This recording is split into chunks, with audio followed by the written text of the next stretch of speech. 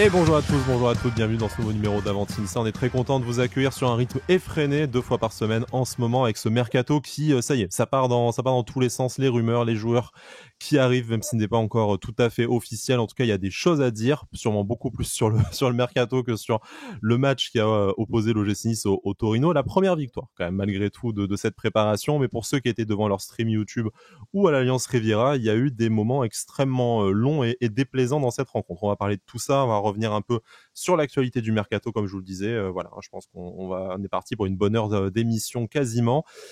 J'ai le plaisir d'avoir avec moi Alric pour cette émission. Salut Alric, comment ça va? Salut Sky, salut à tous. Écoute, ça va bien.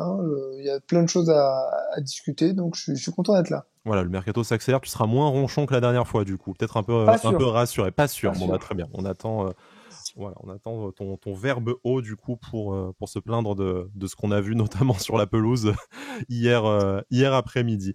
Il y a Jérémy aussi qui est avec nous. Salut Jérémy, comment tu vas? Salut Sky, salut Elric et salut à tous. Bah écoute, de retour de vacances, donc frais et prêt à parler de tout ça, du mercato et du match. Un beau petit déplacement au Portugal, hein, pas au même Ouais. endroit que les Aiglons, mais bon, visiter des stades, des équipes sympas quand même. C'est ça, ouais. Portugal et Espagne, et j'ai pu aller voir un match du Sporting Club de Braga contre le Celta Vigo, donc c'était très sympa. Bon, pas mal du tout comme affiche. Moi, je Ça vous devait avoue, être mieux que je le pars, Nice. je pars en vacances dans une dizaine de jours et j'ai regardé tout ce qui est à proximité. C'est des préparations de 3e division espagnole. Ce sera nettement plus rousse, mais je vais quand même y aller. Je vais voir si j'arrive à rapporter un maillot ou une écharpe au passage. Et puis, bon, mon nouveau club favori en Espagne. Messieurs, voilà, trêve de plaisanterie. Je vous propose de commencer tout de suite ce gros programme mercato, hein, parce que ça va être, je pense, l'essentiel de l'émission. Comme quoi, on a beau préparer, mais dans les dernières heures, là, tout s'est accéléré, et notamment au sujet de Mattia Vitti, le défenseur central italien d'Empoli. On vous en a déjà parlé dans pas mal des dernières émissions. Ça y est, ce serait fait. Alors bien sûr, tant que rien n'est officiel et que le joueur n'est pas à Nice pour paraffer son contrat, toutes les précautions sont d'usage, mais voilà, c'est les sources les plus fiables d'Italie qui en ont parlé, Di Marzio, Nico Schira, tout ça, voilà, vous les connaissez, qui parlent d'un accord autour de 15 millions, bonus inclus, voilà, 12-13 fixes, ça dépend un peu des sources, 10% à la revente également, le deuxième plus gros transfert de l'histoire d'Empoli, si j'ai bien lu les informations en italien. Donc l'OGC Nice tient son défenseur central, c'était la priorité de Lucien Favre, Mattia Vitti. C'est cher, 15 millions d'euros. En tout cas, c'est un gros investissement. Je ne sais pas si c'est cher, vous allez me le dire. Un gaucher, 20 ans, donc c'est la succession de Dante qui se prépare logiquement. Ouais, c'est intéressant parce que je le disais en off, c'était un profil qu'on n'avait plus à part Dante. Donc ça permettrait d'avoir une vraie doublure pour Dante. Puis surtout, il est un peu plus jeune que les trois autres qu'on a, mais étant donné que Todibo commence à avoir vraiment de la bouteille avec nous, que Dante aura son rôle aussi de grand frère et que Danny Luc petit à petit aussi prend un peu plus d'expérience, je trouve ça intéressant d'avoir un petit jeune pour accompagner les trois autres. Après, je le connais pas plus que ça. Je suis plutôt curieux. Son prix me fait dire que c'est un bon joueur. Il était suivi par plus ou moins de loin, certes, mais il était dans le viseur des plus grosses écuries italiennes. C'est un Je futur pense que c'est un espoir à gage son poste en équipe de jeunes en Italie en plus. ouais, je pense que c'est un gage de qualité. Puis je regarde un petit peu ses statistiques. 20 matchs la saison dernière. La plupart du temps, les derniers matchs, il a fait 90 minutes complètes. Pas vraiment de propension à se blesser. Non, je trouve ça intéressant, curieux de voir la suite. Jérémy. Oui, voilà, comme disait Elric, c'est une bonne recrue, je pense. Il arrive, en fait, pour moi, il arrive au bon moment. Je pense que on se posait tous la question pour l'après Dante, hein, qui commence à vieillir un petit peu. Donc c'est bien que Mattia Vitti soit arrivé. C'est un gaucher en plus, donc on n'avait pas ce profil-là dans l'effectif. Et quand je dis qu'il arrive au bon moment, justement, c'est comme disait Elric, vu qu'on a Todibo et Danny Luc qui, bon, pour moi, ne sont plus forcément des jeunes, hein, parce qu'ils ont déjà 2 ou 3 saisons en 3 saisons. professionnel déjà. Donc Ouais. voilà, ils ont déjà un petit peu de bouteille, donc c'est bien. Je pense qu'il va arriver lui aussi. Il a déjà des matchs dans les jambes, des matchs professionnels. Il est aussi international des sports italiens. Donc je pense que oui, c'est clairement mon profil. Et en plus de ça, il me semble que j'ai lu sur Twitter que c'était Fabrizio Romano qui disait que Lucien Favre s'était déplacé pour aller le voir jouer l'année dernière. Donc bon, étant donné que c'est Lucien Favre qui le veut, c'est toujours bien que ce soit des profils voulus par l'entraîneur qui arrivent. Donc on verra. Bienvenue à lui si ça se fait définitivement et on verra bien. De toute façon, C'est la nouvelle formule, ça. c'est un peu le credo, ouais, voilà, Oui, de ce mercato. ouais, De c'est toute ça. façon, c'est une priorité de Favre, donc on signe. On sait qu'il y en a une autre à Empoli, c'est Fabiano Parisi. On va en parler dans quelques instants quand on va ouvrir le gros dossier du latéral gauche. Mais voilà, en tout cas, a priori, Mattia Vitti va être courant de semaine prochaine un nouveau joueur de l'OGC Nice, une fois qu'on aura aussi officialisé Alexis Beka, parce que bon, voilà, ça devrait arriver bientôt, mais on est Elle est longue, la visite voilà. médicale. Mais j'ai C'est cru clair. comprendre que c'était un souci de suspension, de choses Effectivement, comme ça. par rapport au carton rouge reçu lors de son dernier match avec le C'est ça. Lokomotiv Moscou. On parle d'une arrivée avec Mattia Vitti, on va parler d'un départ, parce qu'il va en falloir malgré tout. Hein. On a vu notamment sur le banc, en tout cas même en tribune, excusez-moi, face au Taureau, toute une ribambelle de joueurs qui sont pas dans le groupe et qui sont susceptibles de partir. Il y en a un qui est déjà très loin de l'OGC Nice, au point que beaucoup de supporters m'ont fait la remarque sur Twitter qu'ils avaient oublié qu'il était encore sous contrat à Nice. C'est Danilo Barbosa, le milieu de terrain brésilien, qui est revenu en janvier dernier de son prêt au Brésil à Palmeiras, qui n'avait pas pu trouver de club lors du dernier mercato hivernal. On nous avait fait un peu de storytelling. Le voilà, notre 4e défenseur central. Hein, on s'en souvient. Ah On ouais. l'avait dit pour rigoler, mais malheureusement après ça avait été très sérieux. Bref, comme par hasard, ça n'avait pas été le cas. Hein, mais bon, bref. Passons. Là, cette fois, Nice serait prêt à le libérer de son contrat. C'est Botafogo au Brésil qui serait intéressé à l'idée de l'engager. Ça coince un peu avec le joueur au niveau des négociations contractuelles. Un accord était proche, le joueur a demandé une rallonge, Botafogo a boudé, puis est revenu avec une contre-proposition. Donc voilà, ça suit son cours. Logiquement, le milieu brésilien devrait quitter l'OGC Nice lors de cette période de transfert. Mais voilà, je sais pas si vous avez un mot à dire dessus. On en reparlera à l'officialisation. Mais très clairement, ça fait partie du loft dont il faut se débarrasser cet été. Bah bon vent à lui, hein, de toute façon, qu'est-ce que tu veux qu'on dise il a totalement disparu des radars. C'est quand même une hérésie, même si j'ai pu faire partie de ces gens qui ont dit l'année dernière, ah mais oui, mais ça pourrait éventuellement faire un défenseur central, vu qu'il a fait ce poste-là à quelques matchs. Ça relevait quand même de l'hérésie. Voilà, je suis un peu déçu quand je pense qu'on avait mis, je crois, 8 ou 9 millions sur un joueur qui jouait à Braga et dont on pouvait avoir un peu d'espoir parce qu'il sortait d'une bonne saison lorsqu'on l'avait recruté. Finalement, il aura pas grand chose, pas apporté grand chose, pas montré grand chose. Un peu un passage fantomatique pour moi. Oui, en plus, il devait venir, je crois, en remplacement de Jean-Michel Seri. Donc bon, c'est vrai que du coup, son transfert et comment dire, son passage à Nice n'a pas été ce qui aurait pu être, ce qu'on aurait voulu au début. Mais bon, après, de toute façon, je pense qu'un départ, est la meilleure chose pour lui parce que de toute façon, il n'aurait pas joué cette année. Donc bon, autant qu'il parte et qu'il puisse jouer ailleurs. Et puis bon, je pense qu'un transfert au Brésil pour lui, ça peut être une bonne chose vu qu'il a joué à Palmeiras et ça s'était plutôt assez bien passé apparemment. Donc je pense qu'il est à l'aise dans ce championnat, donc ce sera peut-être la meilleure chose pour lui. Voilà, Nice va le libérer de son contrat pour faciliter le transfert contre un pourcentage, hein, du coup, sur une éventuelle future revente. Donc, ce qu'on disait en off, hein, plutôt que d'essayer d'en récupérer 1 ou 2 millions, s'il y a une bonne surprise dans quelques années qui se relance et qu'il y a un nouveau transfert, au final, on les récupérera de cette façon-là. Donc voilà, 50% sur un futur transfert, ça me semble être un deal honnête pour que le joueur, voilà, puisse rebondir ailleurs et que nous, on se libère d'un salaire, même si je doute qu'il soit conséquent.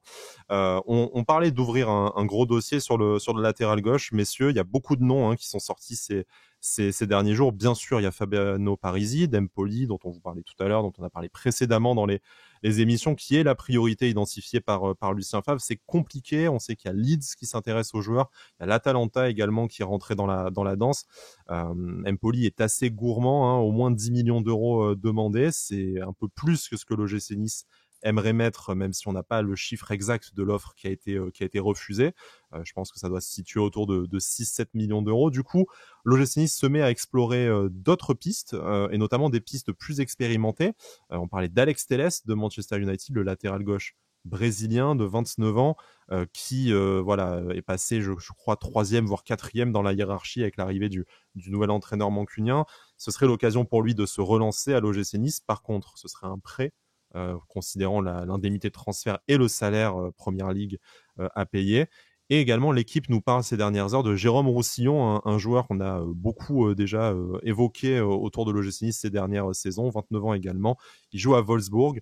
Il serait un peu plus, ces deux joueurs seraient un peu plus expérimentés en tout cas que Fabiano Parisi. Du coup, messieurs, qu'est-ce que vous pensez de tous ces noms et qu'est-ce que vous pensez de la stratégie, surtout que l'OGC Nice devrait adopter? Est-ce qu'il faut se concentrer sur Parisi, qui est la priorité de phare, quitte à mettre un peu plus d'argent que ce qui est prévu, et d'avoir un jeune joueur à fort potentiel, un peu comme Mattia Vitti, pour concurrencer Melvin Barr? Ou est-ce qu'au contraire, faire venir un joueur expérimenté, il manque peut-être un taulier en défense, surtout avec le futur déclassement de Dante peut-être. Est-ce qu'un patron de plus, un joueur confirmé de plus, ça ne ferait pas de mal à l'OGC Nice et à la défense? Si, Jérémy, je te laisse commencer.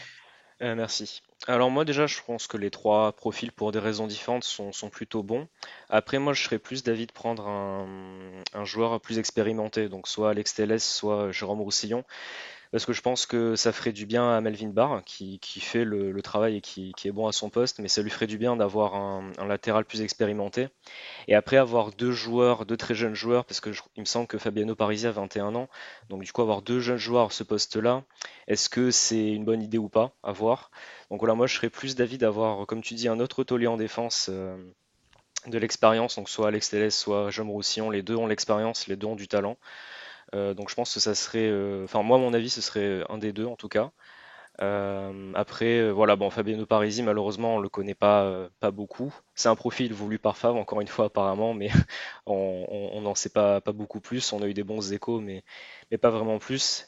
Et après, bon, c'est sûr que les deux autres joueurs, Alex Telles et Roussillon, bon, ce sont des joueurs connus. Et après, vu que pour l'instant nos recrues sont plutôt des joueurs jeunes, je pense que ça serait bien à ce poste-là de recruter un joueur expérimenté pour avoir une sorte d'équilibre dans l'effectif. Ouais. Ce serait une opportunité en plus, même s'il y a un peu une Ouais. interrogation autour des finances de l'OGC Nice pour ce mercato. Est-ce que c'est plutôt 50, plutôt 100 millions? La vérité est probablement entre les deux. Mais Jérôme Roussillon, il ne lui reste plus qu'une année de contrat, d'après ce que l'on peut consulter sur Internet à Wolfsburg. Donc ce serait probablement faisable pour quelques millions d'euros. Alex Telles, l'option d'achat, s'il y en avait une dans le prêt, serait forcément élevé, mais ça te permettrait de garder la main avec une éventuelle qualification en Coupe d'Europe, voire en Ligue des Champions la saison prochaine. Donc voilà, est-ce que ça te libérait pas des liquidités pour avancer sur un autre dossier? On peut aussi voir la stratégie ainsi. Ouais, bon, alors, vas-y. Tu voulais comment? Non, Tu oui, voulais y aller? je voulais dire oui que aussi ça peut être ce cas-là. C'est vrai qu'en plus on parle d'un transfert, je crois autour des 10 millions aussi pour Fabiano Parisi. Donc bon, ça ça fait quand même aussi cher avec Mattia Vitti, Alexis Beka. Donc à voir si sur ce profil-là justement on peut pas avoir un joueur plus expérimenté et avec un transfert un peu moins élevé justement. Oui.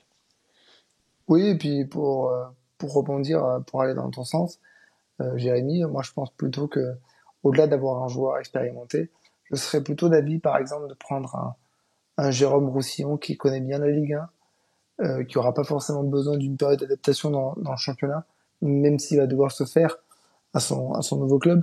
Là où Alex Telles, même si je doute pas que c'est un très bon joueur, je connais pas trop, je me dis qu'il y a aussi l'adaptation au pays, à la langue, tout ça. À moins que l'option d'achat soit intéressante, l'option d'achat, le lapsus, que le prêt se fasse avec option d'achat, ce qui montrait une certaine ambition, pourquoi pas. Maintenant, si je devais choisir entre les deux profils expérimentés, je pense que je partirais plutôt sur Jérôme Roussillon.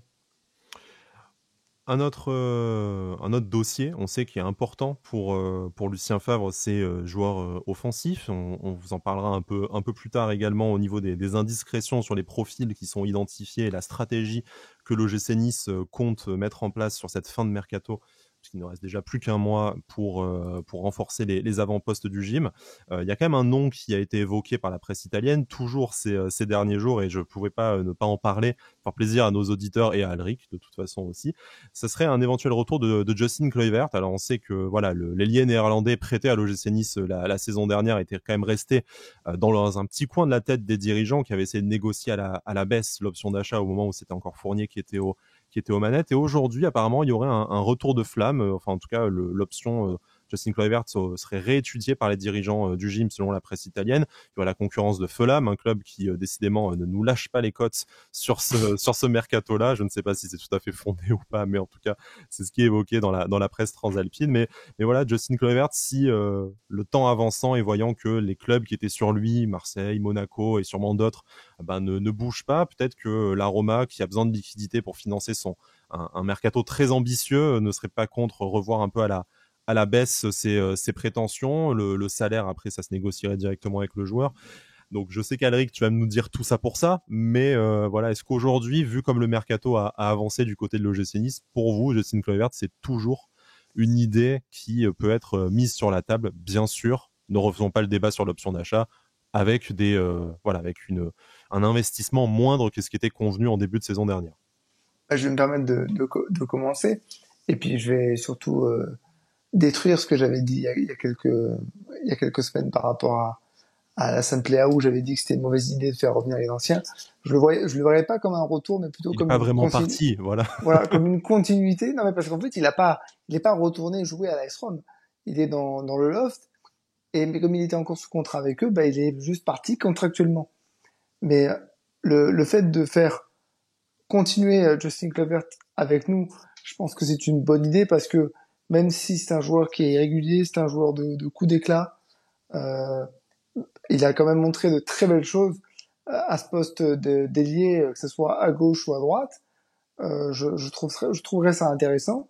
Je pense pas qu'il soit contre le fait de revoir un peu ses prétentions salariales à la baisse pour s'intégrer dans un projet. Je pense que c'est un joueur qui a besoin de continuité. Oui, moi, c'est un retour, hein, dans les faits, que j'appelle de mes vœux sans problème. Oui, moi aussi, c'est vrai que, alors pour moi, Kluivert, j'ai toujours voulu qu'il reste, hein, parce que c'est un joueur que j'ai beaucoup apprécié l'année dernière. Alors certes, il était irrégulier, mais je trouve que même dans les matchs où comment dire, où il a été moins bon, il a quand même toujours eu un niveau qui était plutôt bon, qui était acceptable. Au-dessus Voilà. de la plupart de nos joueurs. Et c'était un des rares qui justement arrivait à percuter qui arrivait à percuter l'année dernière. Donc, enfin moi j'aimais son profil déjà en tant que joueur, et puis je trouve il avait vraiment envie sur le terrain. J'aimais beaucoup sa mentalité, notamment, bon, on se rappelle tous de son match contre Marseille en Coupe de France. Je me rappelle vraiment, c'était vraiment génial le match qu'il avait fait. Il avait vraiment beaucoup d'envie. Et il a montré à de nombreuses reprises qu'il voulait rester à Nice. Et moi, la question que je me pose, c'est est-ce que actuellement, un ailier de cette qualité-là, est-ce qu'on peut avoir mieux, étant donné qu'on va peut-être jouer la Conference League ou pas? Est-ce qu'on est capable d'avoir mieux actuellement ou pas? Moi, en tout cas, actuellement, je ne pense pas. Donc, je pense que ça serait très bien qu'il revienne, parce que c'est encore un jeune joueur qui est très talentueux, certes encore un peu irrégulier, mais qui a quand même déjà beaucoup d'expérience, qui connaît le club et qui connaît la Ligue 1. Donc, moi, je serais clairement, oui, pour un retour. Il n'a que 23 ans, hein. C'est vrai qu'on en entend parler depuis des années. Bon, déjà parce que fils d'un Et puis ils appellent attaquant Kluivert, quoi, exceptionnel, putain. voilà, exactement. Et c'est vrai que on le disait, hein, on pourrait se faire éventuellement un petit rétro trip, hein, du coup entre Schmeichel, Thuram, Kluivert, Kluivert, Thuram. Schmeichel, ça fleurerait bon les années 90 pour ceux qui étaient nés parmi nos auditeurs. Et là, je sens le coup de vieux quand même de me dire que il y en a qui n'ont pas connu Le cette parfum glorieuse de Coupe époque. du Monde 98. Exactement, petit parfum Coupe du Monde 98 en France. Voilà, donc ça, c'est le nom qui a été évoqué, qui est sorti dans la presse. Il y a forcément d'autres pistes, en supposant que celle menant à Justin Kluivert soit fondée, parce qu'encore une fois, on vous rappelle, nous, on vous fait une revue de presse, on la commente, parce que en période de mercato, il faut bien aussi manger C'est un le peu. job. Voilà, c'est le job. Mais bon, après, on est tout à fait conscient qu'il y a les agents qui interviennent, il y a les journalistes qui peuvent sortir du bullshit, tout ça. Donc voilà, on ne sait pas, on n'est pas en train de vous dire forcément c'est fondé. Les indiscrétions que par contre on a eues de sources un peu plus fiables, et en tout cas venant du club, c'est que aujourd'hui l'OGC Nice cherche effectivement entre 1 et 2 joueurs offensifs en renfort, et dans 2 profils extrêmement différents. Donc Jérémy, tu disais voilà que Justin Kluivert, c'est cet ailier de percussion qui nous manque un peu aujourd'hui, et c'est vrai que c'est un des 2 profils identifiés aujourd'hui par l'OGC Nice. L'idée étant de trouver véritablement un ailier qui du coup succéderait à Justin Kluivert pour jouer notamment à gauche, qui serait probablement droitier pour jouer un peu en pied inversé. On sait que de toute façon c'est davantage des milieux offensifs excentrés qu'autre chose que Lucien Favre utilise dans dans son système tactique.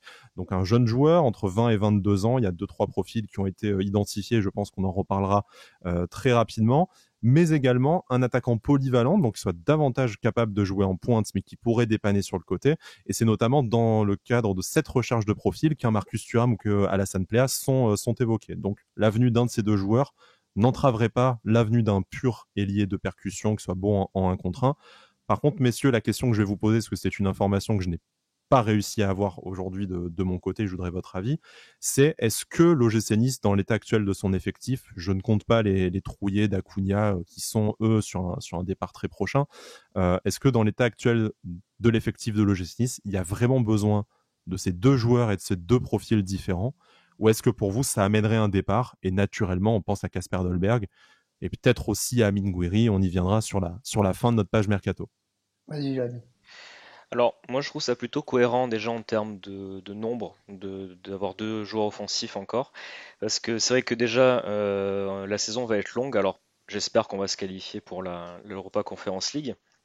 Et après, il y a un long moment aussi, je crois, avant la Coupe du Monde, où on va jouer beaucoup de matchs. Il va y avoir, je crois, deux matchs par semaine, deux, trois matchs par semaine. Donc il va falloir faire tourner et je pense que ça va être intéressant déjà d'avoir beaucoup de joueurs dans l'effectif et surtout d'avoir des profils différents. Et c'est là que le profil de l'attaquant polyvalent, moi, me plaît parce qu'on peut très bien avoir un problème d'avant-centre, je sais pas, Delors qui est suspendu ou blessé. Par exemple, un Marcus Thuram pourrait prendre sa place ou alors Marcus Thuram pourrait prendre l'aile pour faire souffler un Stengs, un Gouiri par exemple. Ce sont que des exemples. Mais je pense que ça serait cohérent en termes de qualité déjà d'effectif et aussi en termes de quantité, étant donné le nombre de matchs que l'on va avoir cette saison. Et puis tu remplaces numériquement Evan Guessant, qui est parti à Aussi, Nantes. oui. Donc numériquement, c'est pas déconnant. Oui, mais tu joues Euh, avec un attaquant de moins par rapport à l'année dernière. Un attaquant de oui, pointe de mais moins. oui, c'est vrai. Mais tu vas quand même essayer de jouer à fond ton barrage d'Europa Conference League. Donc tu vas te rajouter une compétition. On va se dire que vu qu'on a fait un parcours assez exceptionnel l'an dernier en coupe, bah, pourquoi pas essayer de refaire ça. Alors c'est vrai que lors de la première saison de Lucien Favre, il n'était pas homme à faire beaucoup tourner, je l'avais déjà dit. Maintenant, aujourd'hui, les règles ont changé dans le football. Tu as 5 changements possibles avec tous les aléas qu'il peut y avoir dans une saison. On parle de blessures, mais on peut avoir aussi tout ce qui est Covid et des choses comme ça. C'est pas déconnant d'avoir le même nombre d'avant-centres que l'année dernière. Et puis, imaginez j'allais dire Kefren, hein, mais un Marcus Thuram avant-centre, c'est pas une chose qui me paraît ahurissante, surtout que bon, si je me souviens bien, lorsqu'il était à Guingamp, c'était un poste qu'il a souvent occupé, donc pourquoi pas.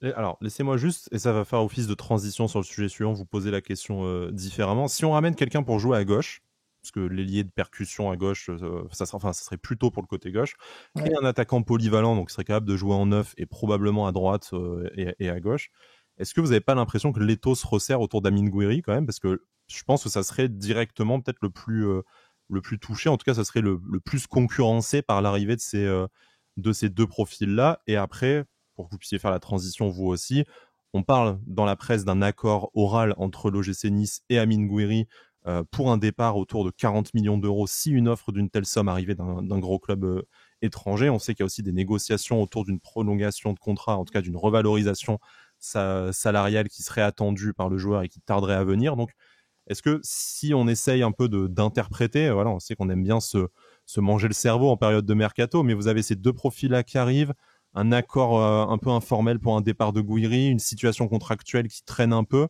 Est-ce qu'on n'est pas en train de créer un petit faisceau d'informations et faisceau de bruit qui emmènerait doucement à se poser la question du départ d'Amine Gouiri? Non, la question, t'es en mesure de te la poser parce que de toute façon, c'est un joueur qui n'est pas voué à faire toute sa carrière à l'OGC Nice. Après, je pense que dans la logique de sa progression, faire une troisième saison sous Favre, c'est pas déconnant. Maintenant, ce n'est pas retourner sa veste que de dire que ça fait presque 8 mois qu'il a disparu. Quand je dis qu'il a disparu, c'est que il n'est plus influent sur un match de foot. Et c'est pas le 1-2 qu'il a fait hier avec Rarifié qui me fera changer d'avis. J'en veux pour preuve que hier, par exemple, lorsque Lotomba est passé à gauche pour remplacer Melvin Barr, je l'ai lu, mais j'ai aussi vu que il reprochait à Gueye de pas redescendre suffisamment, un peu comme il le faisait lorsqu'il était milieu gauche sous Galtier. Aujourd'hui, c'est pas une mauvaise chose que je pense que de dire à Minguet, écoute, t'es notre leader technique, t'as été notre meilleur joueur pendant une saison et demie, je veux bien, mais sache que le club doit grandir et il faut que tu comprennes que soit tu te remets au niveau, soit tu vas être obligé d'avoir des concurrents sérieux et d'envisager peut-être d'aller voir ailleurs. C'est pas déconnant. Alors, ça en ferait bondir plus d'un parce que on a aimé Amine Gouiri, on aime Amine Gouiri, on aimerait le revoir à son meilleur niveau, mais le club, il a besoin d'évoluer et si aujourd'hui Favre considère que il faut mettre de la vraie concurrence pour Amine Gouiri, histoire de le piquer un peu au vif, je regardais récemment un reportage sur José Mourinho qui jouait beaucoup sur l'aspect mental et parfois provocateur pour piquer un peu ses joueurs. C'est pas déconnant que de faire ça. Et si ça peut aider Amine à se remettre dans le droit chemin et à lui permettre de faire une belle 3e saison, eh ben on sera content. Si à côté de ça on reçoit une offre de 40 millions, eh ben on sera content aussi parce qu'on aura fait une superbe affaire. Donc Jérémy, dans les deux cas, pourquoi pas? 40 millions, est-ce que ça te semble être le juste prix pour Amine Gouiri, sachant que aucune offre n'est arrivée sur la table de l'OGC Nice à notre connaissance, hein, on n'est pas en train de parler de quelque chose de concret, c'est juste un accord qu'il y a eu avec le club. Si demain une offre arrive au hasard du Borussia Dortmund ou d'un club de ce calibre-là, parce que pour parler d'un club qui a été précédemment intéressé par Amine sur le bureau de Jean-Pierre River, est-ce que pour toi 40 millions, voilà, il lui reste 2 ans de contrat, c'est pas sûr qu'il prolonge vu la bisbille contractuelle qu'il y a en ce moment avec lui, ça fait 6 mois que c'est compliqué, on ne va jouer que la Conference League dans le meilleur des cas si jamais on se qualifie. Parce que ça reste un barrage. Voilà, ça reste un barrage et avec des gros morceaux en face, hein, on en parlera peut-être en fin d'émission si on a le temps, mais est-ce qu'on a vraiment la possibilité aujourd'hui à l'OGC Nice de refuser 40 millions d'euros pour Amine Gouiri? Alors pour moi la réponse c'est non, on peut pas refuser une offre comme ça.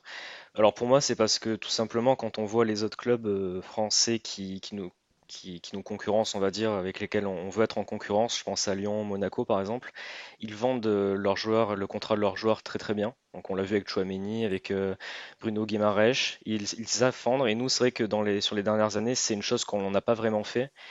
Et après, clairement, oui, 40 millions, je pense que ça serait une somme qui ferait déjà évoluer le club, qui nous permettrait de passer un palier.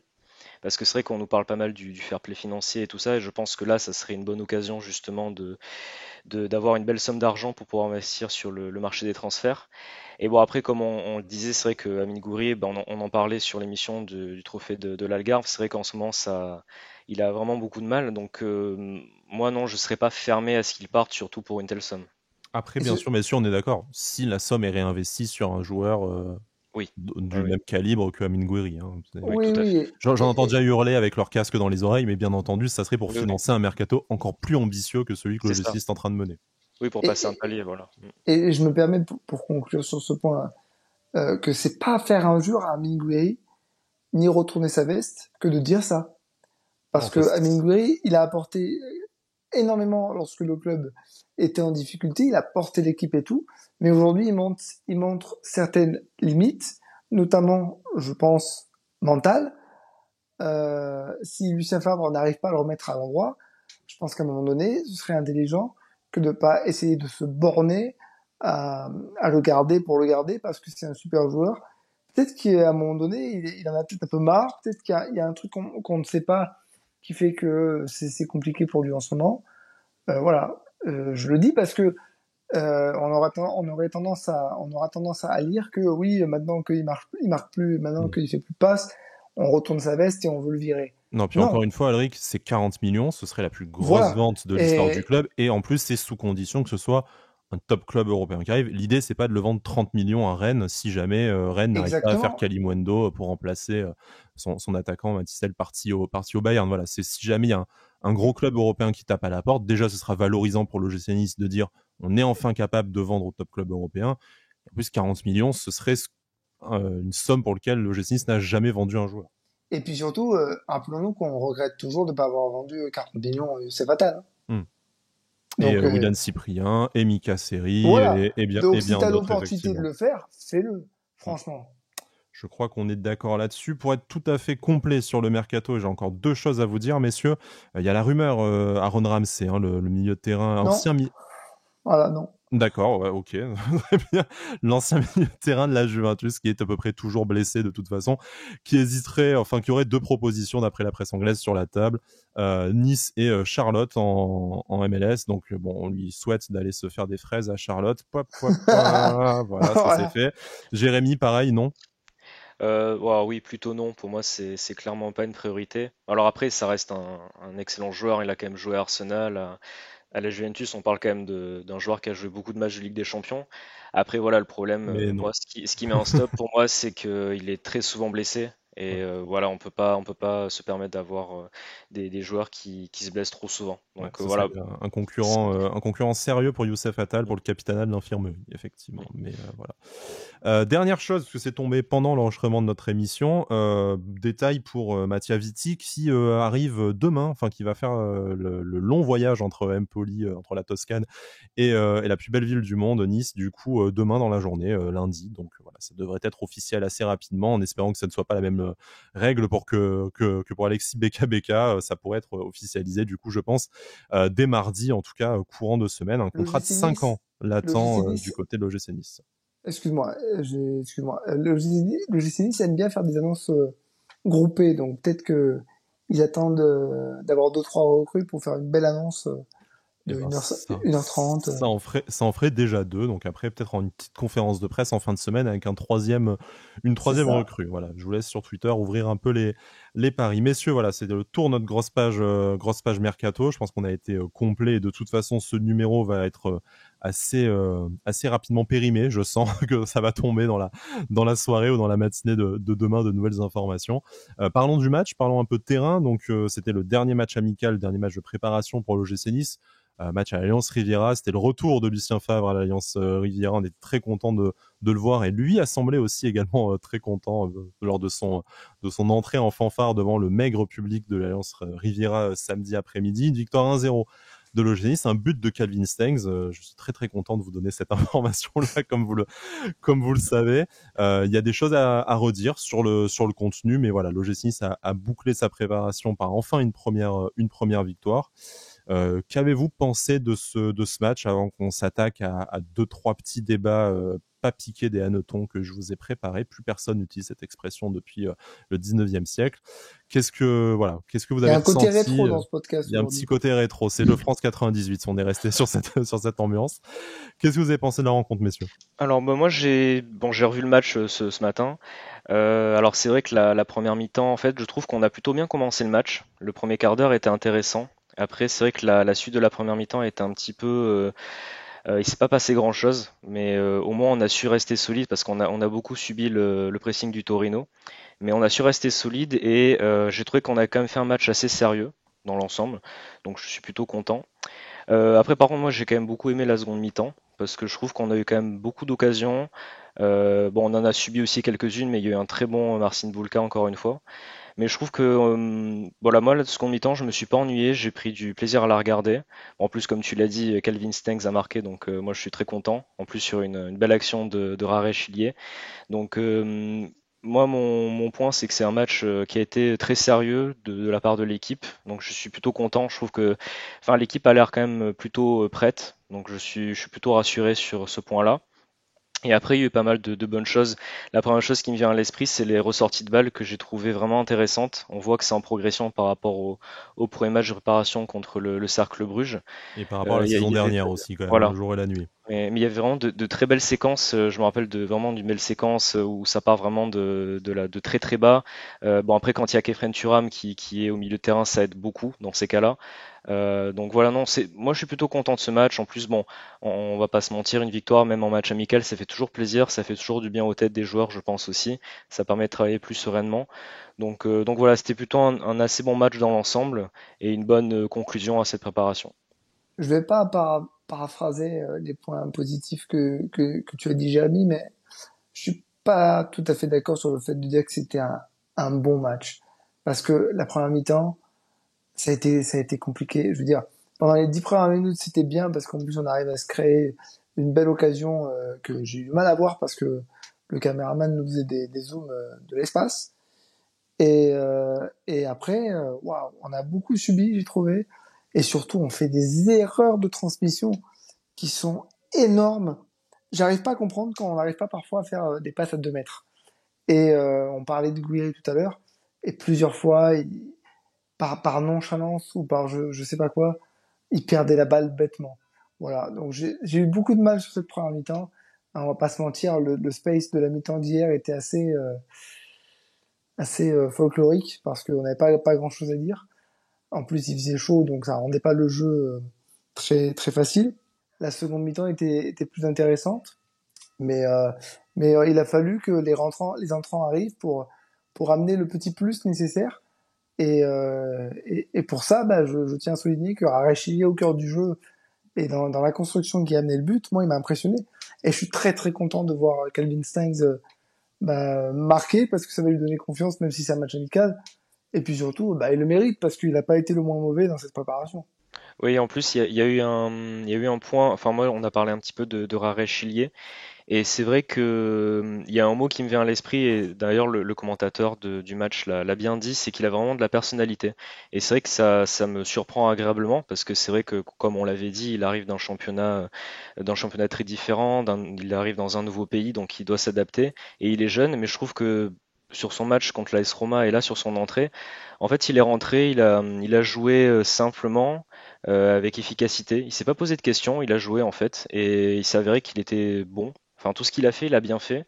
Et en fait, il se pose pas de questions. Donc, du coup, je suis plutôt content qu'il soit déjà là à ce niveau.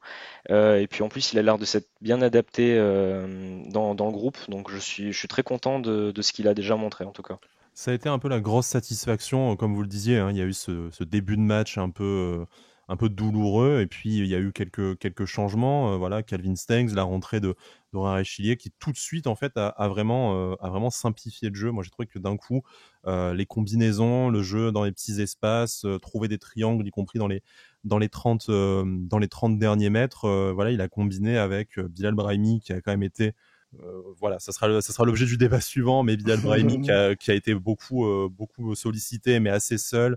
Amine Gouiri qui a pas réussi grand chose. Et ben sur l'action du but, il a réussi à mettre les deux à contribution et à créer une action collective un peu à lui tout seul, même si c'est paradoxal, avant de servir Calvin Stengs, qui certes marque dans les 6 mètres, mais fait un très bon appel, hein, sur le but. Bah, Moi il je est l'ai là, vu. il est présent. Voilà, je l'ai vu du stade, mais du coup pas très bien, mais en vidéo, en replay, effectivement, il fait un bel appel, il sent bien le ballon venir, mais ça c'est pour les satisfactions. Et Rarachilier, voilà, on va pas non plus trop le surcoter tout de suite non plus Non, non, pour non. cramer, mais en tout cas, on a compris tout de suite ce que Lucien Favre aimait chez lui, hein, très clairement. Est-ce que pour vous, en fait, je vais peut-être commencer par le débat avec lequel je comptais terminer, mais c'est pas grave. Est-ce que pour vous, c'est possible que le 11 encore soit amené à évoluer, et notamment devant, parce que je pense que dans les autres compartiments du jeu, c'est à peu près fixé, notamment devant, où ben, on a encore vu un Gouiri en difficulté, où Brahimi, ça a été bien meilleur dans l'axe que sur le côté. Donc, est-ce qu'en fait, sur les postes d'ailier, Stengs, Ilié ont pas une carte à jouer? Alors, peut-être pas dès le match de Toulouse, mais rapidement dans la saison, pour bouleverser une hiérarchie qui, en fait, est pas tant assise que ça. Moi, je pense plus à Stengs qui peut prendre une place de titulaire au début du championnat. Parce que je pense que dans la tête de Lucien Favre, au début, c'est plutôt lui le titulaire. Après, c'est vrai qu'il a eu cette petite blessure pendant la préparation. Mais après, par contre, pour Rarechilier, je pense que bon, malgré pour l'instant son bon match contre la Roma et sa bonne entrée hier, je pense que c'est encore un peu tôt. Comme tu as dit, il faut pas le surcoter tout de suite. Je pense qu'il faut encore qu'il s'adapte un peu. Mais pourquoi pas une entrée de 30, 25 minutes, hein, pour faire une bonne fin de match.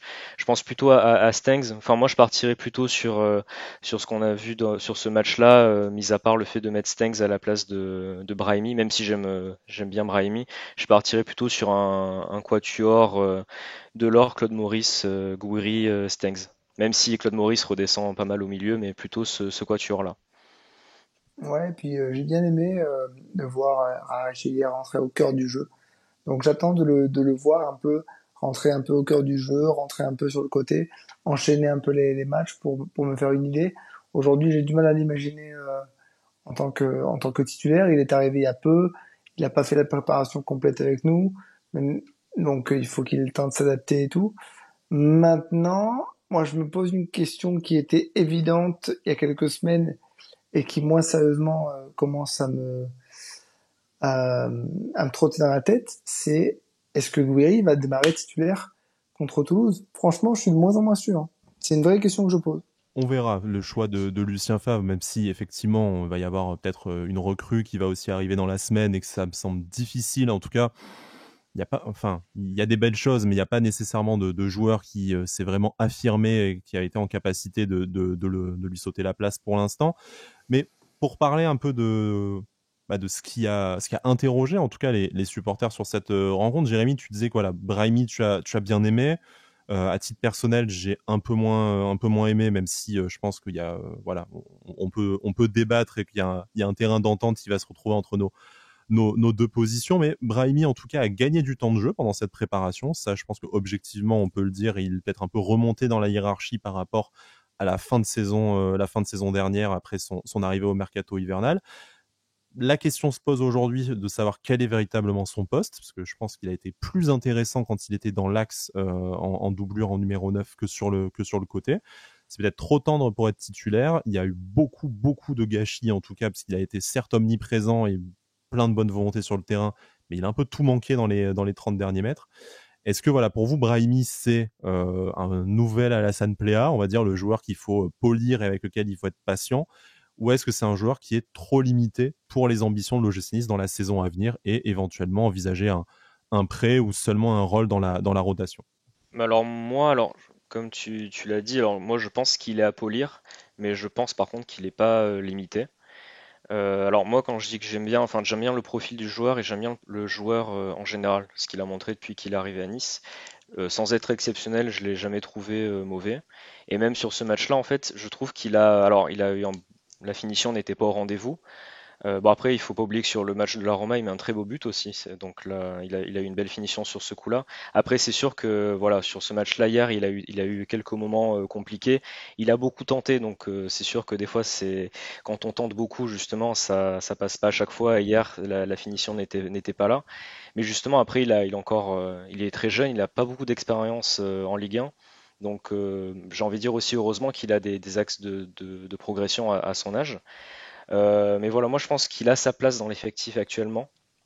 Peut-être pas forcément dans le 11, mais je pense qu'il a sa place dans l'effectif cette année et je pense qu'il peut vraiment progresser avec Lucien Favre parce il a progressé pour moi durant cette préparation estivale. On l'a plus vu comme t'as dit Sky, il a gagné du temps de jeu et pour moi il a progressé. Donc pourquoi pas continuer à progresser et le voir comme pour Chilier, ne pas forcément le mettre tout le temps titulaire et le voir tout le temps, mais que son adaptation soit progressive et qu'il joue régulièrement pour bien progresser. Bah, de toute façon, si il a gagné du temps de jeu en préparation, c'est que Lucien Favre lui trouve des qualités, c'est indéniable. Et il en a des qualités. Moi, je pense à sa qualité de percussion. Il n'a pas froid aux yeux, il y va. Maintenant, je trouve que parfois il veut trop en faire, et c'est ce que je reproche à nos joueurs un peu à tendance un peu soliste, c'est que ils jouent trop compliqué. Je pense que c'est un joueur qui gagnerait encore plus à jouer simple. Peut-être pas toujours à tenter le dribble de trop, le crochet de trop. Clairement, j'ai du mal à l'imaginer comme un titulaire. Mais bien sûr que dans la rotation, il aura sa place. Et puis de toute façon, on a vu Lucien Favre distiller hier beaucoup de consignes pendant le match à ces jeunes joueurs. Et nul doute qu'il arrivera à le faire progresser.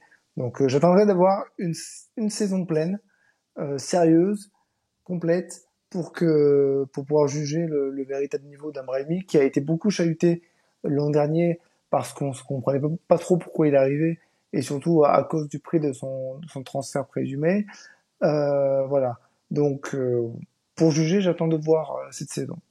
Vous n'avez pas répondu à la question plutôt sur l'aile, plutôt en pointe, parce qu'on l'a vu Plutôt sur l'aile du dans coup. deux registres très différents, mais en fait, il s'est un peu révélé en pointe aussi.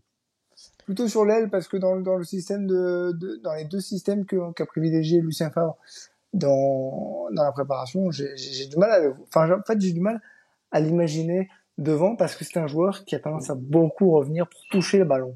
C'est un joueur qui a besoin de toucher le ballon et je trouve pas que son profil soit d'être devant et de faire le piqué, il n'y arrive pas.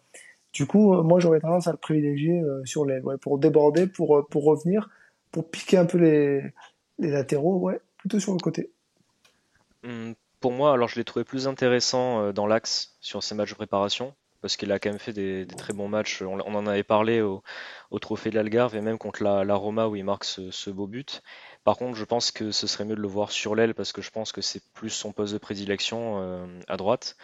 Et ça aiderait, je pense, plus à progresser.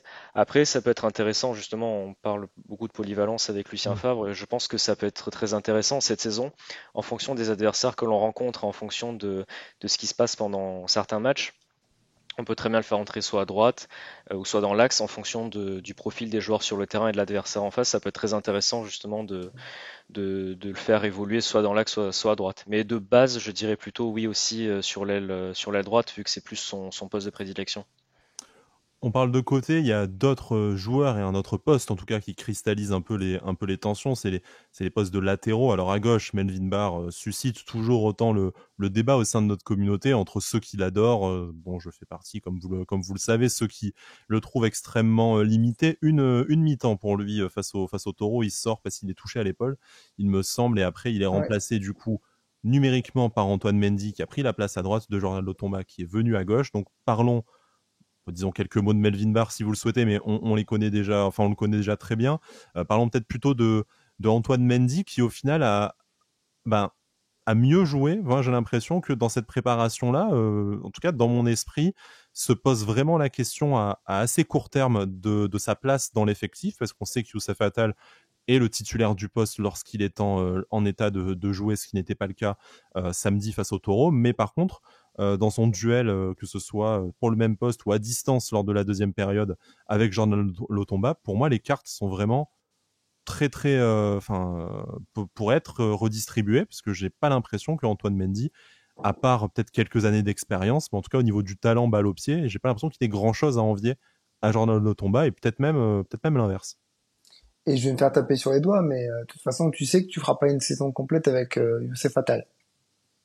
Parce qu'il va se blesser au bout d'un moment, il va se blesser à un moment donné. Donc, tu auras besoin d'avoir un voire deux joueurs pour combler une éventuelle absence. Donc oui, je suis curieux de le voir parce que il a fait une bonne préparation, mais maintenant j'ai envie de le voir dans la compétition avec de l'enjeu, avec la nécessité de mettre de l'impact, d'apporter quelque chose. Voilà, j'ai pas grand chose à dire si ce n'est que oui, j'ai envie de le voir dans la rotation. Peut-être en tant que troisième latéral droit, mais t'en auras besoin parce que de toute façon t'en auras un qui fera pas la saison complète, c'est sûr. Jérémy, Alric dit troisième dans la hiérarchie. Est-ce que deuxième, c'est jouable? Sachant que de toute façon, troisième, c'est vite deuxième avec Youssef Attal Ouais. et ses blessures dans l'équation, bien sûr. Troisième numériquement, hein, Oui, voilà. j'entends. Non, bah oui, moi j'ai trouvé qu'il avait fait une très bonne préparation et c'est vrai qu'à chaque podcast j'en ai parlé parce que j'avais beaucoup aimé ses matchs. Je trouve qu'il était très complet comme joueur et déjà très mûr dans son jeu. J'avais beaucoup aimé, surtout défensivement, je trouve qu'il était très costaud. Donc pour moi, oui, il pourrait très bien avoir sa place dans l'effectif. Moi, la seule crainte que j'ai, c'est justement encore une fois, ça fait beaucoup de saisons qu'on en parle, mais justement, Youssef Attal, hier, il était ménagé, donc bon, il était pas là. Et le problème, c'est que, bon, Antoine Mendy, il est bon, mais il pourra pas, comment dire, il faudrait qu'il ait du temps de jeu, mais comme les autres jeunes joueurs dont on a parlé, il faut y aller doucement. Il peut pas arriver et jouer 20 matchs dans la saison titulaire. Je pense que le palier est encore ce palier-là est encore un petit peu trop long pour lui. Il faut y aller tout doucement. Pour moi, en doublure, ça serait très bien. Donc j'ai quand même cette petite inquiétude-là toujours avec Youssef Attal et le nombre de matchs qu'il va jouer dans la saison. Donc je pense qu'il faudrait quand même sécuriser ce poste-là. Mais je suis content qu'on puisse compter sur Antoine Mendy, étant donné qu'en plus c'est un jeune joueur formé au centre de formation et que ça fait quand même quelques années qu'on n'a pas eu un joueur qui sortait du centre de formation et qui sortait du lot comme ça dans une préparation. Donc moi c'est clairement un des très bons points de cette préparation. On en a vu quelques-uns cet été. C'est peut-être la première fois qu'on a vu autant de joueurs proches du groupe pro. On pense à Daouda Traoré, même si ça risque d'être Ah, compliqué pour lui Belayan, de regarde Belayan, Belayan. prétendre. ouais. Et bien sûr, Reda Belayan, j'allais y venir, mais exactement. Pour eux, ça sera peut-être un peu plus long que Antoine Mendy pour s'imposer dans la rotation. Encore que Daouda Traoré a vraiment été impressionnant. Donc moi, je suis prêt à tout croire quand tu vois qu'il n'a que 16 ans, à ce qu'il s'impose rapidement d'ici la fin de la saison comme un véritable membre du groupe professionnel. Est-ce que vous avez quelque chose à rajouter sur cette rencontre face au Taureau? Moi, j'avais un dernier petit sujet sur le milieu de terrain, mais je vous laisse très volontiers la parole avant Oui, s'il y a quelque chose que vous vouliez aborder. moi je veux revenir un petit peu sur ce que vient de dire Jérémy par rapport au fait qu'il a un peu de mal à imaginer Antoine Mendy faire une quinzaine, une vingtaine de matchs. Pourquoi pas? Pourquoi pas? Parce que bah, la rotation, c'est ça, c'est qu'on te demande pas de faire 90 minutes, on te demande de jouer 20, 25 minutes par match, et c'est comme ça que tu vas acquérir de l'expérience. Quand tu regardes, par exemple, une de nos pistes en tant que latéral gauche, enfin, c'est un jeune de 20 ans, 19-20 ans. Alors pourquoi ça paraît pas déconnant chez les autres, et pourquoi tout de suite chez nous ça deviendrait compliqué? T'as des joueurs qui arrivent pas à faire leur trou à ce poste-là. Enfin, t'en as un qui devrait avoir fait son trou depuis longtemps, mais qui a un problème de régularité. Jordan Otomba, je l'aime beaucoup, mais je le trouve un peu meilleur à gauche. Euh, donc, euh, donc oui, pourquoi pas? Pourquoi pas être une doublure intéressante, alors sérieuse et intéressante dans cette saison, parce que on parle de la Coupe d'Europe, on est d'accord, mais il fera pas tourner, il mettra pas l'équipe B pour jouer les matchs de Europa Conference League si on y va. Et tu auras besoin de tout le monde si tu veux faire et un bon championnat avec le rythme effréné qu'on va avoir et un bon parcours en Coupe de France, parce que malgré tout, t'es le dernier finaliste et ça la foutrait mal de sortir des premiers tours. Alors oui, moi quand je disais 15-20 matchs dans la saison, c'était dans la peau d'un titulaire. Ah Justement, non, je non, pense que non, ça non, serait, voilà, certainement justement, pas. je pense que ça serait un petit peu, c'est pour ça que je parlais de palier un petit peu trop élevé. Mais justement, on parle du niveau de Jordan Lotomba que pour l'instant on sait pas trop. Youssef Attal qui a tendance à beaucoup se blesser. Donc après, au final, il va nous rester Melvin Barr à gauche et Antoine Mendy. Et c'est pour ça que moi j'ai un petit peu peur. Justement, c'est là où j'avais cette crainte-là, de me dire qu'il faut pas donner trop de responsabilités d'un coup à Antoine Mendy. Et justement, comme tu disais, et c'était mon point aussi, c'était de lui faire jouer de temps en temps des matchs, des bouts de match, pour qu'il puisse progresser à un rythme, à un bon rythme. Mais justement, ne pas lui faire passer le cap tout de suite, de jouer trop de matchs dans la peau d'un titulaire, parce que je pense que ça serait trop tôt encore, ce palier-là. Mais Mais justement, c'est nul, tout mon inquiétude avec Youssef Attal à droite. mais nul doute que Lucien Favre fera attention. On se souvient de cette déclaration, je crois que c'est en 2007-2018, où il dit mais on a tellement de jeunes sur le banc que au bout d'un moment, je suis obligé de retarder mes changements, sinon c'est moi qui rentre sur le terrain. Donc, nul doute qu'il fera attention avec ces jeunes. Mais comme je l'ai dit, si nous, on arrive à recruter des joueurs, notamment étrangers, à des âges assez précoces, pourquoi ne pas faire en sorte que notre petit Antoine Mendy, il fasse son petit trou en tant que doublure. Et si en plus, il arrive à montrer des choses intéressantes, il aura à un moment donné sa place. Enfin, on se souvient que Malansar, il a débuté titulaire chez nous, sous Lucien Favre. J'allais dire, voilà, Lucien Favre a quand même lancé Malansar qui n'avait pas beaucoup plus de bouteilles que Antoine Mendy. Après, bien sûr, comme le dit Jérémy, l'idée, c'est pas non plus de mettre toute la Évidemment. responsabilité sur le dos d'Antoine Mendy pour assurer un poste de titulaire d'entrée. Mais en tout cas, je trouve que de tous les jeunes intéressants qu'on a vus, on les a cités et il y en aurait d'autres. Je pense que c'est le plus en capacité de s'insérer aujourd'hui dans le groupe pro à court terme. En tout cas, voilà, Oui. ça Ouais. c'est mon avis et je pense que là-dessus, À un t'as là-dessus, on besoin est en plus. unanime. Mm. À un poste, Euh, t'as besoin. voilà, moi je voulais juste revenir sur le milieu de terrain qui est on va dire un secteur du jeu dans lequel il y a eu beaucoup de débats, de changements lors de la préparation, puis voilà, de questions qui se posent encore avec le mercato et notamment la prochaine arrivée de Alexis Beka Beka. J'ai vraiment trouvé ce que j'ai apprécié. Alors tout n'a pas fonctionné, bien sûr, face au Taureau, vraiment avoir trois joueurs complémentaires pour qui les rôles étaient mais vraiment bien identifiés. Pablo Rosario, Kefren Turam, Alexis Claude Maurice. À aucun moment j'ai trouvé qu'ils se sont marchés sur les pieds. Tout le monde savait ce qu'il avait à faire. Tout le monde a apporté quelque chose de différent à l'effectif. Vraiment, s'il y a eu un problème dans la construction des actions en première période, je le mettrais vraiment sur le dos des joueurs devant parce que j'ai vraiment l'impression que ce milieu de terrain-là a vraiment su tirer le maximum des capacités de chacun. Alors bien sûr, Alexis Claude Maurice peut encore progresser, Kefren Turam peut encore nous émerveiller, tout ça, mais j'ai trouvé que c'était pour l'instant le plus complémentaire, même si on sait qu'Alexis Beka va peut-être venir bouleverser la hiérarchie, notamment au poste de numéro 6. Kefren Turam, moi, il m'impressionne encore plus, hein, parce que dès le début du match, je me souviens m'être fait la réflexion que ça change quand même quand il est là. Parce que tout de suite, dès la deuxième minute de jeu, bam, il tente une percée, une accélération.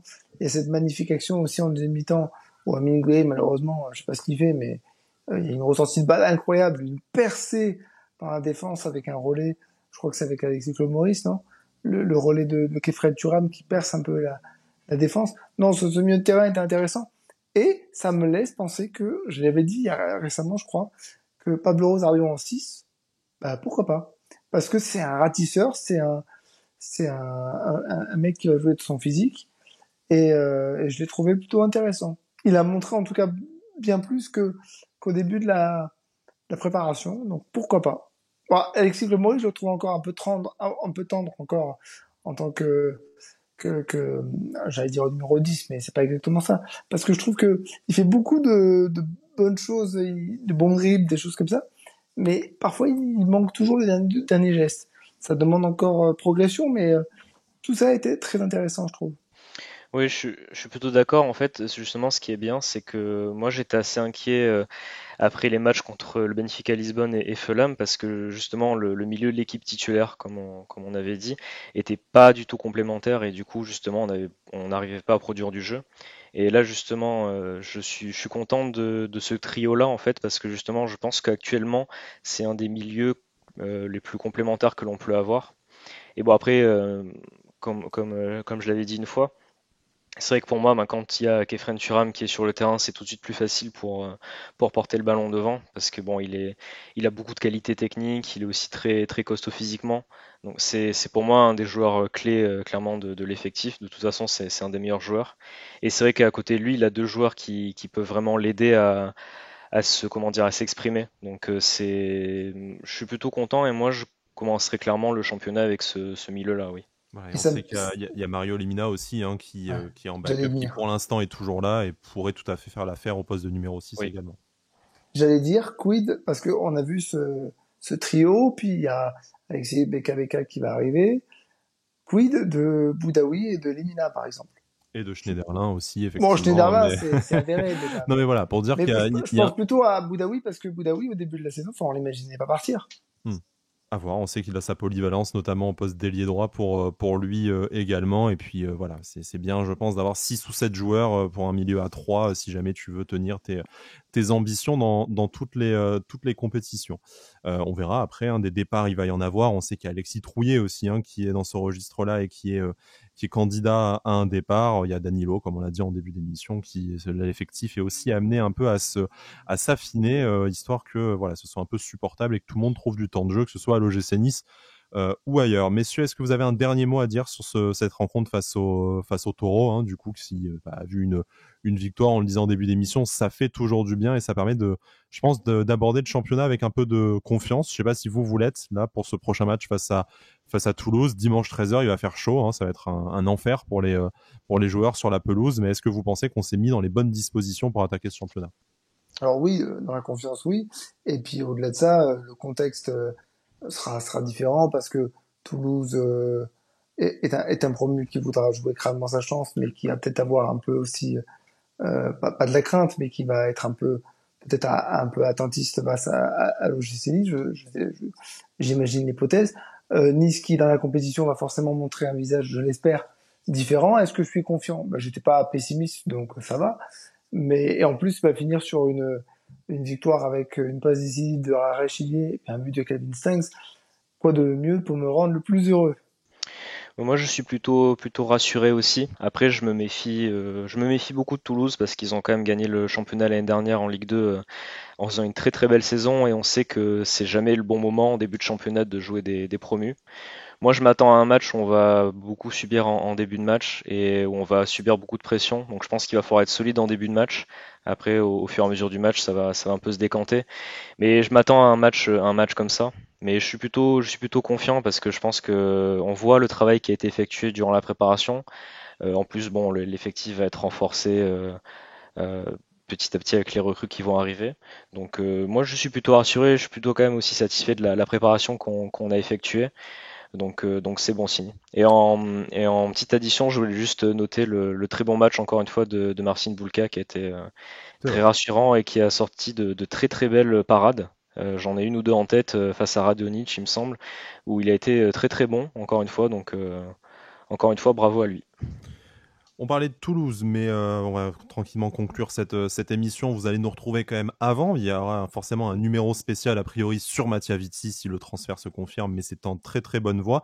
Il y a également le tirage au sort pour les barrages de Conference League dont on a parlé un peu plus tôt. Ce sera mardi, le 2 août. On va vous donner rendez-vous pour un peu commenter ce tirage-là. Alors sur le format, on n'est pas encore tout à fait d'accord avec les collègues de l'émission. Ça va notamment dépendre de si on a quelque chose à dire, c'est-à-dire si on tire un gros morceau qui est déjà qualifié, parce qu'il y a le tour préliminaire au préalable des barrages qui n'a pas été encore joué, qui va se jouer le 4 et le 11 août. Donc il est possible qu'en fait l'OGC Nice ne connaisse pas son adversaire le 2 août, mais connaisse une des deux possibilités, auquel cas il y a des clubs dans des pays qu'on aurait bien du mal à mettre sur une carte déjà, donc on va avoir du mal à trouver des personnes pour vous parler de ces clubs mieux que nous. On se réservera peut-être du coup une analyse pour plus tard, mais si on tire un des gros morceaux, je pense à Villarreal, West Ham, la Fiorentina ou Cologne qui sont déjà qualifiés par rapport à leur place en championnat du top 4, eh ben, ça risque voilà, d'être certes un numéro un peu plus facile à faire, mais un challenge beaucoup plus délicat pour l'OGC Nice en barrage. Mais on reviendra là-dessus dans les prochains jours. Messieurs, je vous remercie de m'avoir tenu compagnie dans ce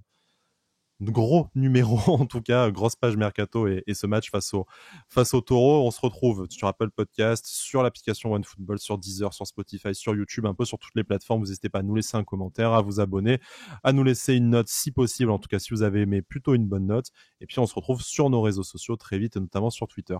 D'ici là, Issa Nissa. Salut.